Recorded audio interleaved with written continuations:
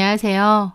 저는 내연녀에게 내림굿을 해주듯 제 자리를 넘겨주고 홀가분한 솔로가 된 30대 여자입니다. 예전 한 드라마에서 바람을 핀 여자에게 본처가 내림굿이라고 하냐, 너는 나에게 선물이다. 내가 이제 내 자리를 너에게 주겠다고 한 대사가 있었어요. 참 신박한 대사다 생각했었는데 제가 그 이야기의 주인공이 될 줄은 상상도 못했습니다. 하지만 저는 그 여자에게 제 자리를 넘겨주고 오히려 즐겁게 본처 자리에서 나왔습니다. 어떤 사연이 있었는지 제 사연을 얘기해 보려 합니다. 저의 전 남편은 누가 봐도 엄친아인 남자였습니다.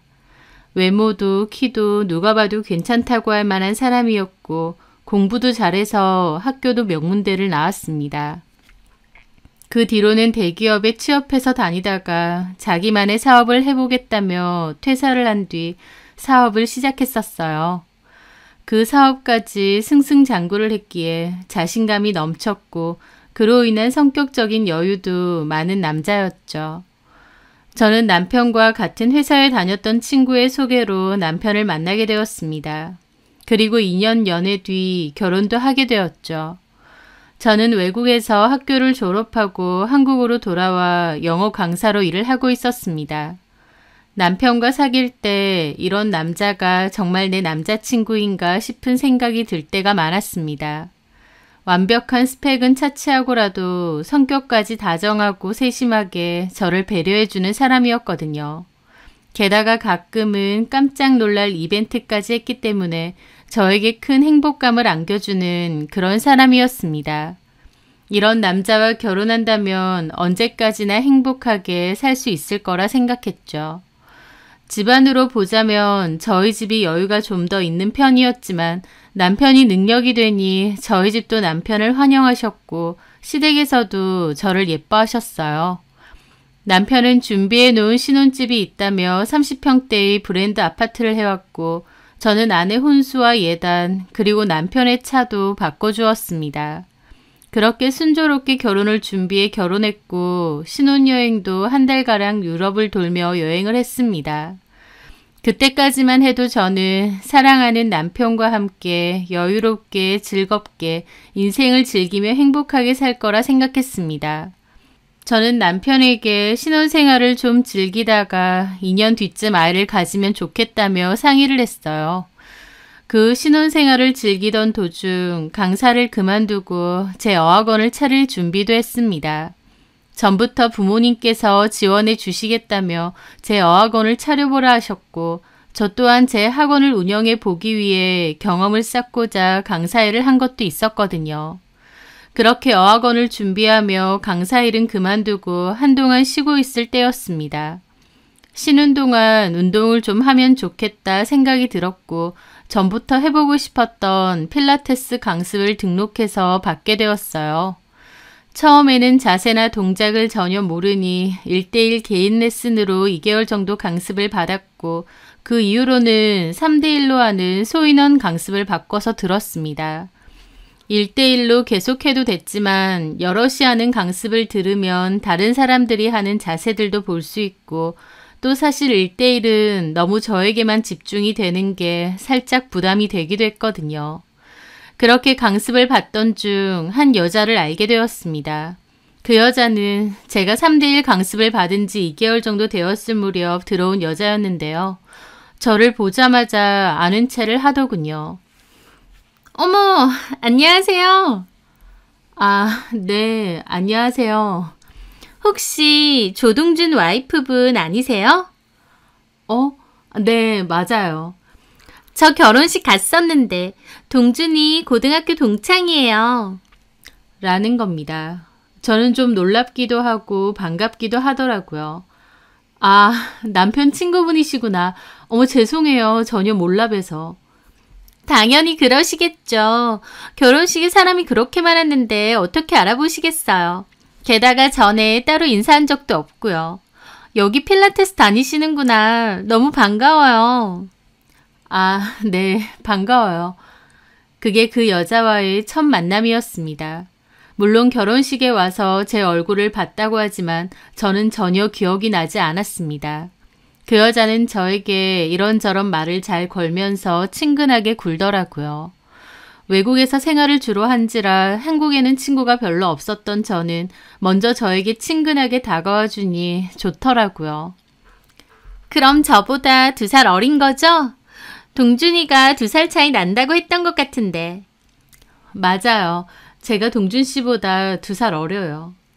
그럼 내가 언니네. 우리 친하게 지내요. 네. 그렇게 그 여자 만나고 온 날 저녁, 저는 남편에게 그 이야기를 했습니다. 나 오늘 필라테스에서 당신 고등학교 동창 만났다? 그런데 그 말에 저희 남편은 약간 화들짝 놀라는 눈이 돼서는 말하더군요. 동창? 당신 고등학교 동창. 이름이 하연주라고 하던데. 아, 하연주. 당신하고 고등학교 때 친했다고 하던데? 우리 결혼식도 왔고? 친하기는 같은 동아리 했었거든. 독서 동아리. 그래서 좀 아는 사이였던 거지. 그런데 결혼식까지 와? 결혼식까지 올 정도면 그냥 아는 사이는 아닌 거 아닌가? 그때 내가 동아리 사람들이랑 친했거든. 그래서 다 결혼식 서로 가주자 했고 그래서 왔던 걸 거야. 그리고 또 무슨 얘기했어? 내가 2살 어린 것도 알고 있더라고. 뭐 그 정도 얘기했어. 아, 내가 결혼 전에 동아리 친구들 밥 산 적 있거든. 청첩장 준다고. 그때 말해서 아는가 보다. 그렇구나. 이쁘게 생겼더라. 근데 뭔가 약간 남자 홀리 스타일? 내가 보기엔 그런 것도 좀 있는 것 같아. 가슴도 크고 매력적이던데?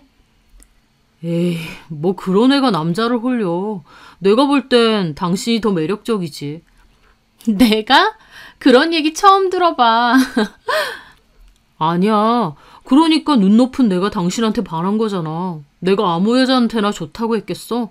당신이 훨씬 더 매력적이야. 말이라도 그렇게 하니 듣기 좋네. 그렇게 그날 일은 별일 아닌 일상의 한 부분으로 이야기되었습니다. 그 뒤로 그 여자와 저는 친하게 지냈습니다. 필라테스를 끝나고 나면 밥을 먹기도 하고 차를 마실 때도 많았죠. 저도 친한 언니가 생긴 것 같아 좋았습니다. 만나면 각자 일상을 얘기할 때도 있었고 종종 남편의 얘기를 할 때도 있었습니다. 그거 알아? 동준이 볼링 되게 잘해. 아, 그래요? 볼링은 같이 쳐본 적이 없어서 몰랐어요. 남편과는 골프를 같이 치고 필드를 종종 나가긴 하지만 다른 운동을 따로 하지 않아서 남편이 볼링을 잘 치는지는 몰랐어요. 예전에 동아리에서 종종 주말에 모여서 볼링 치고 그랬거든. 동준이가 점수가 제일 높았어. 그래서 다들 동준이랑 같은 팀 하려고 그랬지. 그 얘기를 들을 때만 해도 저는 역시 내 남편 못하는 게 없구나 하고 기분이 좋더라고요. 그런데 그 뒤에 말을 듣고는 조금 의아했습니다. 그런데 동준이는 꼭 나랑 같이 팀하겠다고 했어. 아, 그래요? 내가 되게 못했거든. 그러다 보니 아무도 나랑 안 하려고 해서 동준이가 나를 꼭 자기 팀에 넣어주더라고. 그래야 밸런스가 맞는다나 뭐라나? 아, 그랬구나. 그때 동아리 다른 여자애들 중에 동준이 좋아하는 애들이 많았거든. 그런데 꼭 나만 데리고 같은 팀 하려고 하니까 그때 다른 여자애들한테 미움을 좀 받긴 했지. 저는 그 말에 그냥 미소를 띄웠습니다. 따로 뭐라고 말을 해야 될지도 모르겠더라고요. 제가 어색한 표정으로 듣고 있는데도 그 여자는 계속 말을 이어갔죠. 그래서 한날은 그 여자애들 중에 대장 같은 애가 있는데 나한테 따지더라고. 동준이랑 무슨 사이냐고. 그래서 내가 그냥 사귄다고 해버렸지. 왠지 짜증나잖아. 동준이한테는 아무 말 못하면서 나만 건드리는 게. 그랬더니 그 여자애들 중에 한 명은 울고 한 명은 화내고 난리도 아니었어. 그 뒤로 동아리 생활이 힘들어져서 활동은 못하고 반 쫓겨나듯이 나와버렸어. 그렇게 말하는 그 여자의 얼굴은 동아리 활동을 못해서 아쉬웠다던가 그 여자들한테 서운한 표정이 아니었습니다. 왠지 승리자의 미소 같은 얼굴을 띠며 얘기하더군요. 그 얼굴을 보는 저는 뭔가 좀 기분이 묘하고 이상했어요. 그전까지는 별 생각이 없었는데 그때 그 여자를 보며 둘 사이에 뭔가가 있었나 싶었거든요. 하지만 남편에게 얘기하면 그런 사이 아니라고 그냥 동아리 친구들 중 한 명이었을 뿐이었고 자신과는 아무 사이 아니라고요. 하지만 그날 이후 그 여자는 평범한 일상이나 자신의 주변 이야기 등을 하며 특별할 것 없이 얘기를 했어요. 그 여자는 원래 병원에서 성형외과 코디네이터로 일을 하다가 지금은 몸이 안 좋아져서 잠시 쉬는 중이라고 했습니다. 그래서 그런지 미용이나 시술에 관해서도 아는 게 많고 얘기를 잘 해주곤 했어요.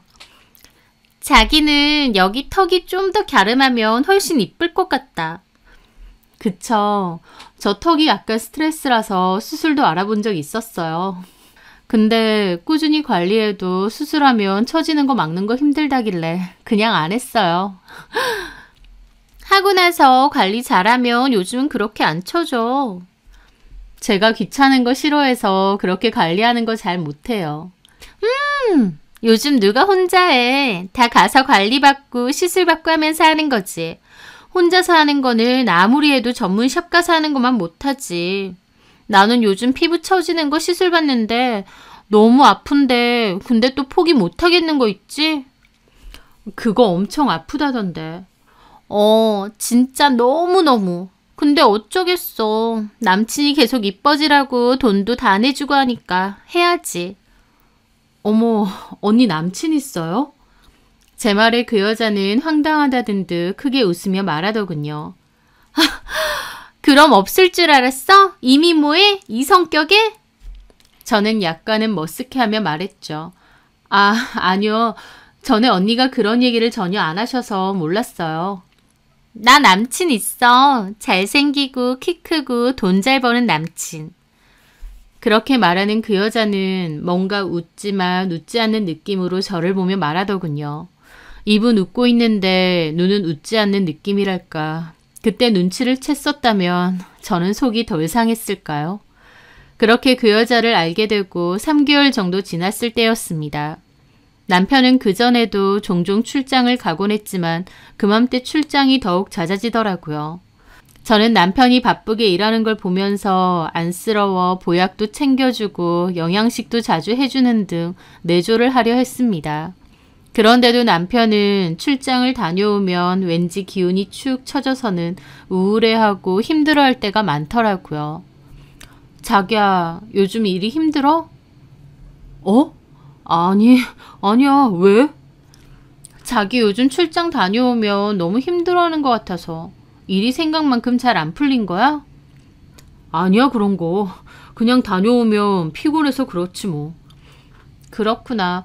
혹시 필요한 거 있으면 얼마든지 얘기해. 난 괜찮으니까 걱정 마. 저는 평소와 다른 남편을 보며 무슨 일일까 걱정이 되었지만 남편이 일에 관해서는 따로 저에게 얘기하는 것을 그다지 좋아하지 않아 그냥 그런가 보다 하며 넘어갔습니다.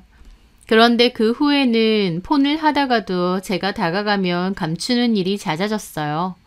저한테 뭔가 숨기는 듯한 행동을 자꾸 했거든요. 저도 처음엔 그냥 대수롭지 않았다가 갈수록 느낌이 이상했습니다. 혹시 여자가 생긴 건가 싶은 촉이 불쑥 생겼거든요.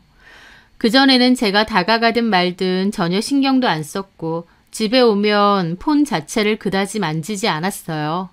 그런데 그즘 부쩍 폰을 만지고 숨어서도 폰을 사용할 때가 많아져서 저도 뭔가 쎄한 기분이 들었죠. 그렇게 저는 남편의 폰을 한번 몰래 봐야겠다 싶었습니다. 설마 아직 결혼한 지 1년도 채 되지 않았는데 벌써 바람이라도 피는 걸까 싶은 마음도 있었지만 그래도 그 찜찜함을 해결하지 않으면 안 되겠다는 마음이 더 컸거든요. 남편이 잠들고 난 뒤 저는 남편의 지문을 이용해 잠금을 해제하고 조용히 서재방으로 향했습니다. 거기서 문자나 통화 기록, 카톡 등을 살펴보았죠. 그리고 저는 깜짝 놀랄 수밖에 없었습니다. 거기에는 저는 몰랐던 남편의 어마어마한 비밀이 숨겨져 있었거든요.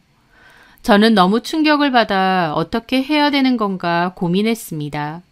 이게 나에게 일어난 일이 맞을까? 내 남편이 이런 사람이었나 경악을 할 수밖에 없었습니다. 그렇게 저는 놀란 마음으로 밤을 샜어요. 그 당시에 충격이 커서 사실 폰에 내용을 사진을 찍는다던가 캡처를 해서 전송을 한다던가 하는 생각은 하지도 못했습니다. 그리고 다음날 남편이 출근을 한 뒤에도 저는 어떻게 해야 할지 몰라 소파에 멍하게 앉아 있었습니다. 한참을 앉아있던 저는 이 문제를 혼자서는 해결할 수 없을 것 같아 저의 친언니에게 연락을 했습니다. 친언니도 제 이야기를 듣고는 믿을 수 없다는 반응을 보였고 이 문제는 우리 둘만 이야기해서는 안 될 문제다. 당장 친정으로 가서 다 같이 이야기하자고 하더라고요. 저는 약간은 멍한 느낌으로 친정으로 향했습니다. 그리고 저희 엄마께도 이 사실을 말씀드렸죠. 엄마는 사실을 들으시고는 아버지께도 연락해 얼른 들어오시라고 했고 약속이 있어 나가셨던 아버지도 부랴부랴 들어오셔서는 이 사실을 전해 들으시고는 깜짝 놀라셨습니다. 그리고 저희는 그날 저녁 늦게까지 어떻게 하는 게 좋을지 이야기했습니다. 여러 의견이 있었지만 결론은 제가 남편과 더 이상 함께하는 것이 힘들다는 것이었습니다. 사실 남편을 사랑하는 마음이 크기에 이 문제를 함께 감당할 수는 없을까 싶기도 했습니다. 하지만 저희 부모님과 언니는 절대 안 된다며 이런 문제는 함께 할수록 너만 더 힘들 거라고 하더군요. 저도 마음 정리를 하겠다고는 했지만 쉽지는 않았습니다. 그렇게 남편에게는 요즘 몸이 좀 좋지 않아 친정에 온 김에 며칠 더 지내고 가겠다 했고 남편은 흔쾌히 그렇게 하라고 하더군요. 그 며칠 동안 저는 제가 어떻게 해야 할지 생각하고 또 생각했습니다. 그와 동시에 인터넷에 그 문제에 대해 여러 가지를 검색했어요. 그리고 한참을 진지하게 고민을 했습니다. 결론적으로는 남편과 함께하는 것이 어렵겠구나 마음의 결정까지 내렸죠. 그 뒤로 일주일 정도 지났을까요? 저는 집으로 돌아왔습니다. 그리고 언제 남편에게 이 사실을 이야기해야 할까 생각했어요. 머리가 너무 복잡했고 그냥 일단 다 잊어버리고 운동이라도 할 겸 필라테스를 갔습니다. 오랜만에 가서 몸을 움직이니 정신이 조금 맑아지는 기분이 들더라고요. 그렇게 수업이 마치고 현주 언니는 저에게 다가왔어요. 지연씨, 너무 오랜만이다. 무슨 일 있었어? 아니에요. 그냥 친정에 다녀오느라고요. 그랬구나. 일주일 동안 안 보이길래 걱정했잖아. 폰으로 연락할까 하다가 괜히 신경 쓰이게 할 것 같아서 연락 안 했어. 네. 우리 오늘 커피 한잔 할까? 나 할 얘기도 있고. 네. 저는 솔직히 커피를 마시고 누군가와 대화를 나눌 상태는 아니었지만 현주 언니의 제안을 거절하지는 못했습니다. 한편으로는 그냥 집에 혼자 있으면 계속 그 생각을 곱씹으며 있을 게 뻔하니 다른 뭐라도 하자는 생각도 있었고요. 카페에 앉자 현주 언니가 물었습니다. 동준이는 잘 있어? 네, 그럼요. 잘 지내요. 그래? 내 보기엔 좀 아닌 것 같던데. 저는 그 말에 의아함을 느끼고 현주 언니를 쳐다보았습니다. 네? 아니, 며칠 전에 봤거든. 근데 영 기운도 없어 보이고 뭔가 좀 표정이 안 좋더라고. 저도 잘 모르겠는데 아마 일 때문에 그런 것 같아요. 동준이가 지연 씨한테 그런 거 얘기 안 해? 네, 동준 씨가 저한테 일 얘기하는 건 별로 안 좋아하더라고요. 그래서 저도 그냥 일 얘기는 잘 안 해요. 그래서 그냥 그런가 보다 하고요. 그렇구나. 요즘도 동준이 출장 자주 가? 네, 요즘도 한 달에 서너 번 정도는 출장 가요. 그렇구나. 바쁘네, 동준이. 저는 이 여자가 남의 남편 출장 자주 가는 건 어떻게 또 아는 건가 싶었어요. 남편은 이 여자랑 그렇게 친하지 않다고 했는데 대화를 막상 나눠보면 꽤 많은 부분을 알고 있더라고요. 저는 아무리 친구라지만 제 남편에게 관심이 지나치게 많은 이 여자가 좀 불편해지기 시작했죠. 동준이하고 사이는 어때? 저는 그 말에 불편함을 넘어 불쾌한 마음이 들었습니다. 같이 운동하면서 가까워진 건 맞지만 엄청 친한 것도 아니고 저런 것까지 왜 묻나 싶었죠. 잘 지내요. 그런데 언니, 솔직히 그런 말은 좀 불편하네요. 제 말에도 그 여자는 전혀 당황하거나 미안해하는 기색이 없었습니다. 저를 그냥 빤히 보더라고요. 너무 빤히 봐서 제가 더 당황스러웠죠. 그런데 그 언니는 잠시 후 제가 더 놀라 자빠질 만한 말을 하더라고요. 불편할 게 뭐 있어. 요즘 사이 그닥 안 좋은 거 이미 알고 있는데. 동준이랑 잠자리 안 한 지도 꽤 됐지? 저는 그 말에 눈을 동그랗게 뜨고 그 여자를 쳐다보았습니다. 이 여자가 지금 무슨 말을 하는 건가 싶었거든요. 네? 나랑은 이틀 전에도 했는데 자기랑은 안 한 지 꽤 됐다고 하더라고. 그래서 한 말이야. 저는 그 말에 경악을 금치 못했습니다. 이 여자가 내 남편과 무슨 짓을 했다는 건지 처음엔 퍼뜩 이해가 되지 않았어요. 지금 뭐라고 하셨어요? 뭘 다 들어놓고 못 들은 척이야. 이틀 전에 동준이 우리 집 와서 자고 갔다고. 출장 간다고 했지? 그거 아니고 우리 집 와서 자고 간 거야. 저는 이건 또 무슨 일인가 싶었습니다. 제가 충격으로 멍하게 있자 그 여자는 혼자서 말하더군요. 자기 생각보다 되게 순진하다. 아직도 나랑 동준이 사이를 몰랐던 거야? 하긴 내가 티낼 만큼 낸 것 같은데 계속 모르길래 진짜 모르는 건가 모르는 척 하는 건가 싶긴 했어. 내가 전에 말한 적 있지? 키 크고 잘생기고 돈 많은 남친 있다고. 그게 바로 동준이야. 아, 그래. 말 나온 김에 다 얘기할게. 내가 여기 필라테스 다니는 것도 우연 같지? 아니야. 나 너 여기 다니는 거 동준이한테 듣고 여기 일부러 온 거야. 네가 어떤 여자인지 보고 싶었거든. 도대체 어떤 여자길래 동준이가 결혼까지 했나 궁금하고. 근데 뭐 실제로 보니... 저는 그 말을 듣고 내가 어떻게 반응을 해야 되는 건가 여러 생각이 머릿속을 스쳤습니다. 이 여자 뺨을 때려야 되는 걸까? 물을 끼얹어야 되는 걸까? 뭘 어떻게 하는 게 옳은 건지 머릿속이 복잡했습니다. 하지만 한편으론 궁금하더라고요. 제가 눈치채서 추궁하는 것도 아니고 본인이 왜 먼저 저에게 이런 얘기를 하는 건지요. 그걸 왜 지금 저한테 얘기하는 거예요? 자기가 이제 좀 알 때가 되지 않았나 싶어서.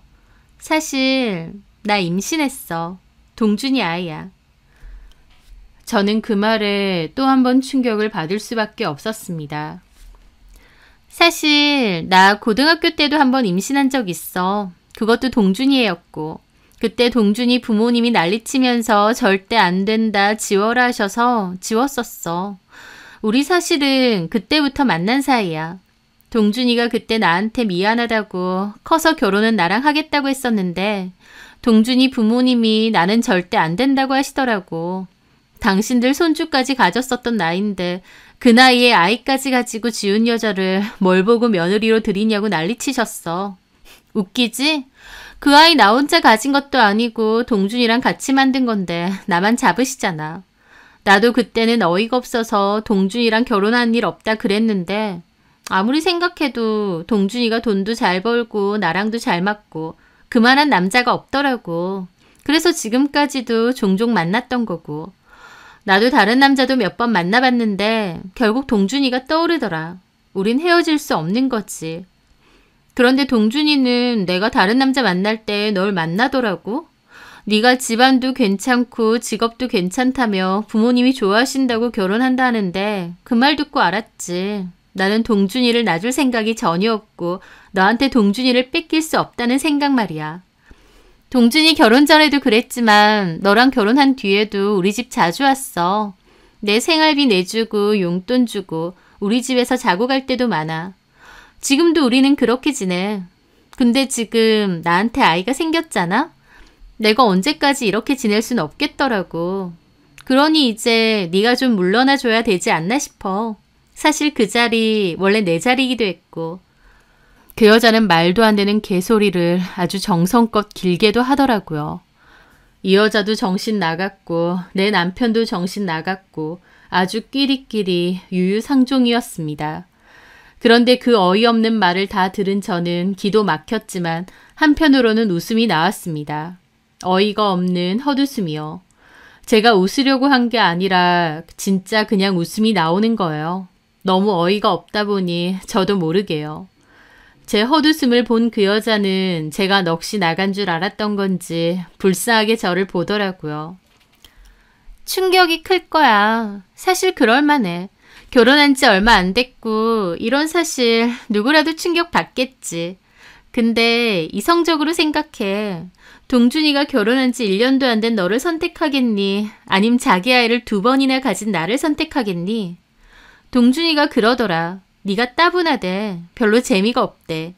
그냥 집안이랑 부모님이 좋아하시니 결혼을 했는데 마음이 가지 않는다고 하더라. 남자 입에서 그런 말 나왔으면 게임 끝 아니야?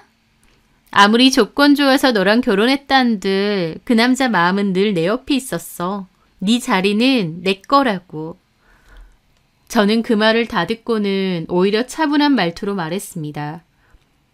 이 얘기를 나한테 하는 거 동준 씨도 알아요? 아니, 아직은. 왜? 오늘 가서 당장 동준이한테 말 안 할 거야? 그럼 내가 얘기하고. 동준이도 아이 가진 거 알면 좋아할 것 같아서 서프라이즈 하려고 아직 말 안 했는데 네가 하면 그것도 나름 서프라이즈긴 하겠다. 그 여자는 제 앞에서 무척 당당했습니다. 그전에는 그런 당당함이 괜찮아 보였는데 지금 제 앞에서도 당당한 그 여자는 정말 미친 게 아닐까 싶은 생각밖에 안 들었습니다. 저는 조용히 말했습니다. 그럼 직접 얘기해요. 둘 문제인데 나한테 말해라 마라 하지 말고. 제가 덤덤하게 말하자 그 여자도 조금은 당황하는 듯 했습니다. 제가 머리채라도 잡을 줄 알았던 건지 아니면 악다군이라도 쓸 줄 알았던 건지 모르겠지만 차분한 제 태도에 오히려 그 여자도 놀라더군요. 저는 더 이상 말할 것도 없어서 그 여자를 뒤로 한 채 카페를 나와 집으로 돌아왔습니다. 그리고 생각했죠. 아, 오히려 헤어지려고 한 내 마음을 가뿐하게 해주는구나. 울고 싶은데 뺨 때리는 격도 아니고 그나마 있던 내 죄책감까지 덜어주는구나. 오냐, 둘이서 잘 살아봐라 하고 생각했습니다. 그리고 집에 돌아와 소파에 앉아 생각을 가만 정리하는데 30분 정도 지났을까요? 남편이 불이 나게 달려오더군요. 지연아! 저는 건조한 표정으로 남편을 쳐다보며 말했죠. 뭘 그렇게 급하게 와? 그 여자가 연락했나 봐? 제 말에 남편은 다급하게 앉아 제 손을 붙잡고 말하더군요. 저기 내가 다 설명할게. 그게 어떻게 된 거냐면 저는 헛웃음을 지으며 말했죠. 어떻게 된 건지는 다 들었어. 그 여자가 너랑 지 사이의 러브스토리를 아주 구구절절 늘어놓더라. 얼마나 대단한 사이였는지 박수 칠 뻔했어. 그래서 아빠가 되는 소감은 어때? 제 말에 남편은 유구무원이었습니다. 할 말이 없겠죠. 그래, 나도 모르겠다. 일이 이렇게 될 줄은 전혀 몰랐어. 그래, 그럼 앞으로 어떻게 할지 생각했어? 당신이 나를 용서해 준다면 현주한테 애는 지우라고 할게. 그리고 현주랑도 바로 끝낼게. 나한테 필요한 건 당신이야. 진짜 미안해. 입이 10개라도 할 말이 없지만 그래도 미안해. 남편의 답은 조금 의외였습니다. 그 여자를 택할 줄 알았는데 저를 택하겠다고 하니까요. 그 여자는 남편과 자기가 절대 헤어질 수 없는 사이라고 몇 번이나 강조했지만 남편의 마음은 그 정도는 아닌 듯 했습니다. 하지만 남편이 뭐라고 하든 저는 이미 이 일이 있기 전 남편과 끝내려고 마음의 준비를 한 상태였기에 이 일과는 상관없이 이 남자와는 끝내야겠다고 생각했습니다. 뭐하러 그래? 내가 빠져줄게. 지연아, 여보. 여보 같은 소리 하네. 너는 나랑 만난 기간 내내 나를 기만한 거야. 그렇게 그 여자가 좋았으면 나랑 결혼은 말았어야지. 나랑 왜 결혼한 거야? 진짜 미친놈도 아니고 그러고 나서도 그 여자를 계속 만나? 그리고 애까지 가져. 대단하다 진짜. 나한테 일 얘기 안 한 것도 나 속이고 그년 만나려고 그런 거지. 진짜 너 참 대단한 놈이구나. 둘이 그렇게 죽고 못 살겠으면 같이 살아. 제 말에 남편은 아무 말 없이 고개만 숙이고 있었습니다. 오늘 당장 어머님 아버님한테도 말씀드릴 거야. 그리고 명백한 당신 유책이니까 나는 소송 걸 수 있는 건 다 걸 거야. 그렇게 알아. 남편은 제 말에 무릎까지 꿇고 다급하게 말했습니다. 아니, 지연아, 내 말 좀 들어봐. 나는 네가 필요해. 너를 더 사랑한다니까. 제발 내 얘기 좀 들어줘. 저는 그 말에 더 이상 이 얘기도 감출 수 없다 싶었습니다. 왜? 네 사채빚 갚을 사람이 나밖에 없어서? 그 말에 남편은 돌처럼 굳었습니다. 제가 어떻게 이 사실을 아는가 하는 눈치였죠. 내가 어떻게 알았나 싶지. 나도 이런 것까지 알고 싶지 않았는데 몰랐으면 정말 어쩔 뻔했니. 누구 인생까지 말아먹으려고 그래? 너 나한테 출장 간다고 해놓고 도박하러 다녔더라. 그것도 모자라서 사채까지 끌어다 쓰고. 너한테 연락 온 거 보니 돈 빌린 대부업체만 해도 한두 군데가 아니더만. 도대체 무슨 생각이었어? 혹시 이 집도 이미 날아간 건 아니니? 참 대단하다. 여러모로 대단해, 조동준 씨. 나 속이고 도박하러 가고 사채빚만 지는가 했더니 여자까지 만나서 애까지 만들고. 진짜 엄청나다. 그래놓고 나하고는 못 헤어지겠어. 왜? 돈 나올 것 같아서 이러는 거야? 이보세요, 조동준 씨. 꿈 깨세요. 저는 그쪽하고 엮여서 같이 인생 말아먹고 싶은 마음이 조금도 없거든요. 너라면 좋아 죽겠다고 이 동네까지 와서 네 옆에 있는 그 미저리 같은 여자 있잖아. 그 여자랑 잘해봐. 네가 사채가 있든 뭐라든 그 여자는 너만 있으면 된다고 할 거다. 나는 내일이라도 바로 변호사 찾아가서 소송 걸 거야. 아니, 이 정도면 이혼 무효 소송이 더 맞는 건가? 저는 그 말을 하고 대충 짐을 챙겨 집을 나왔습니다. 그 전에 조금씩 짐을 정리하고 있었기 때문에 시간이 오래 걸리지도 않았죠. 남편은 제가 나올 때까지 그 자리에 가만 앉아 있었을 뿐 어떤 제스처도 하지 않았습니다. 제가 다 알고 있다고 하니 남편 또한 꽤나 충격을 받은 얼굴이었죠. 그렇게 친정으로 온 저는 친정 엄마와 언니와 함께 변호사를 찾아갔습니다. 제 경우는 혼인 무효나 취소는 어렵고 이혼으로 가는 것이 맞다고 하시더라고요. 그리고 상간소송도 함께 진행하라고 하더군요. 상간녀가 남편의 아이까지 가졌기 때문에 외도가 확실하지 않느냐면서요. 그렇게 저는 소송을 시작했습니다. 남편에게는 이혼소송과 더불어 상간소송을, 그리고 그 여자에게는 상간소송을 걸었죠. 그 여자가 아이를 임신하긴 했지만 좀 더 추가적인 증거가 있으면 좋을 것 같았어요. 그래서 일부러 그 여자에게 다시 연락을 했고 만나는 자리까지 만들었습니다. 제가 다시 연락을 할 줄 몰랐던 건지 그 여자는 좀 의아한 얼굴로 저를 보더군요. 내가 연락해서 놀랐어요? 아니, 연락은 할 수도 있겠다 싶었어. 근데 생각보다 상태가 괜찮아 보여서. 저는 그 말에 풋 하고 웃었습니다. 왜? 내가 죽을 상이라도 하고 있을 줄 알았어? 제 말에 그 여자도 불쾌한 표정을 짓더라고요. 그래, 이제 반말한다 이거지? 그래, 그렇게 나와야 맞는 거지. 더 해봐.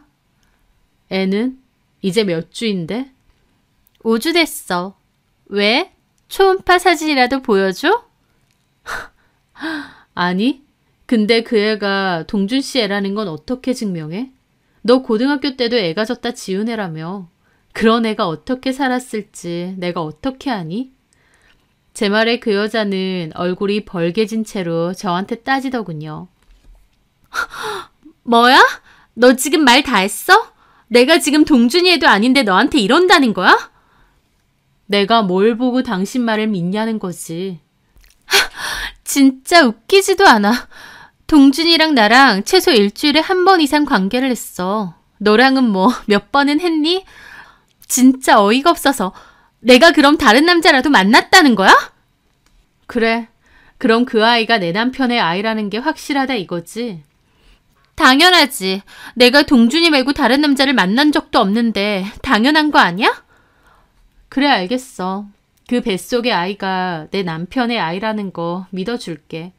그리고 그 좋다는 내 남편 너 줄 테니까 데리고 가서 얼마든지 살아. 그 말에 그 여자는 놀란 얼굴과 상기된 얼굴로 저한테 되물었습니다.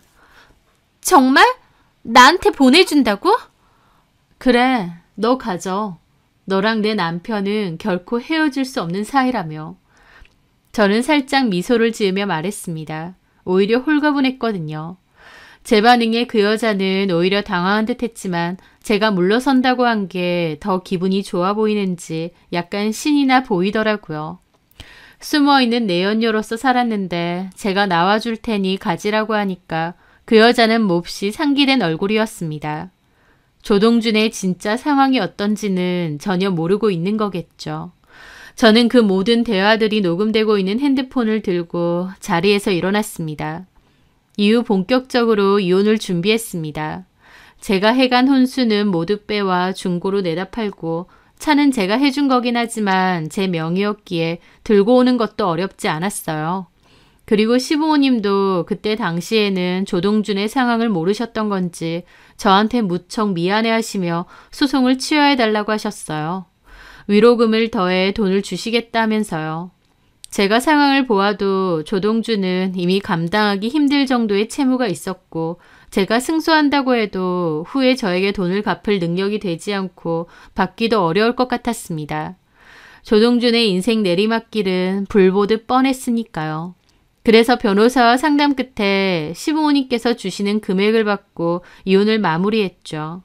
그리고 하연주에게는 그대로 상간소송을 진행했습니다. 하연주는 저에게 전화해 그깟 돈 얼마든지 해주겠다 큰소리쳤지만 그러지 못했죠. 아마 전 남편이 잘 나가는 사업가니까 상간소송 비용도 다 내줄 거라고 생각했던 모양이지만 제 남편은 얼마 가지 않아 빚쟁이들을 피해 도망다니는 신세가 되었거든요. 남편이 도박에 빠져 있는데 회사 운영이 제대로 될 리가 만무했고 결국 회사는 망했습니다. 사실 출장을 간다는 그때에도 도박장을 전전했고 사업이 제대로 운영이 안 된 건 꽤 오래됐다고 하더라고요. 버는 돈은 없이 도박으로 큰 돈을 계속 잃으니 갖고 있는 주식이며 재산 다 처분했고 사채까지 끌어다 쓴 거였는데요. 그 빚이 눈덩이처럼 불어났고 전 남편은 그 빚을 감당 못해 도망자 신세가 된 거죠. 자신을 찾아오다 못해 시부모님까지 사채업자들이 찾아가게 되면서 시부모님도 알게 되셨어요. 어머님은 머리 싸매고 들어 누우셨다고 하더군요. 아버님도 부랴부랴 재산을 정리해서 빚을 갚으려 하셨지만 하루가 달리 불어나는 사채빚은 이미 택도 없었죠. 그러니 하연주는 어땠겠나요? 일도 하지 않고 전 남편 돈으로 생활하던 여자인데 돈 나오는 곳은 없고 저한테 지급해야 될 위자료를 주지 못하니 그에 따른 이자는 날이 갈수록 점점 늘어나는 상황이었어요. 그 여자는 저에게 전화해서 유산을 했다고 했습니다. 그렇게 사랑한다던 조동준은 연락도 없이 사라지고 저한테는 갈수록 이자가 늘어나는 위자료를 지급해야 되니 스트레스가 극심했던 모양이더라고요. 처음엔 저한테 전화해서 속이 시원하냐고 악다구니를 쓰는데 진짜 어이가 없더군요. 분류는 지랑 조동준이 펴놓고 저는 소송에서 이겨 정당한 위자료를 받는 건데 왜 저한테 악다구니를 쓰나요? 원망을 하려고 해도 본인을 놔두고 도망간 조동준을 원망하는 게 맞지 않나요? 이토록 멍청하고 사지분간이 안 되는 여자라 남의 남편을 아무렇지 않게 만나고 저런 식으로 사는구나 싶어서 더 이상 상대도 하기 싫었어요. 그 여자는 결국 어디에서 빌린 건지 위자료를 줬고 저는 입금된 돈을 확인한 후 한마디 해줬습니다. 이제 소송도 다 끝났으니 얘기해 줄게. 나는 조동준이 도박하고 사채빚 있다는 거 알고 어떻게 헤어져야 되나 하던 차에 네가 마침 외도 사실을 술술 불더라. 내 입장에선 오히려 땡큐야. 네가 그토록 원하던 조동준 돌려줬으니 앞으로 사랑 실컷 하고 행복하게 살아. 방생하지 말고. 제 말에 그 여자 부들부들 하던데 그러던지 말던지 아무 상관 없었습니다. 저는 현재 어학원을 운영하면서 지내고 있습니다. 들리는 소문에 의하면 전 남편은 여전히 도망다니면서 지내고 있다던데 어디서 들어보니 사채업자들도 보통 사람들은 아니라서 다 찾아낸다고 하더라고요. 나름 엘리트 인생을 살아왔던 전 남편. 겉으로는 멀쩡하고 근사했지만 실상은 오래된 여자친구를 헌신짝처럼 버리고 도박에 빠져서 사채 빚지고 외도까지 저지르고 결국은 스스로 자처해서 하급 인생이 되더라고요. 전 남편이 앞으로 어떻게 살지는 모르겠지만 그 앞날도 쉽지 않을 거란 생각이 듭니다. 저랑은 이제 관계 없지만요. 저는 내림굿을 해주듯이 그 상간녀에게 제 자리와 남편을 넘겨주었습니다. 물론 이혼을 한 거니 저도 마냥 기분이 통쾌할 수는 없겠죠. 한때 내 인생의 반려자라고 생각했고 사랑했던 때도 있었는데 어떻게 이렇게 됐나 싶을 때도 가끔은 있으니까요. 하지만 연애 기간과 결혼 생활 내내 나를 속인 사람이라면, 게다가 그 사람이 도박과 빚 그리고 내연녀까지 있는 사람이라면 얼른 발 빼고 그 지옥을 빠져나온 게 천운이고 다행이다 싶습니다. 저는 앞으로 결혼 생각은 전혀 없고 제일 열심히 하고 제 삶을 잘 꾸려가며 살려고 합니다. 제 사연 들어주셔서 감사합니다.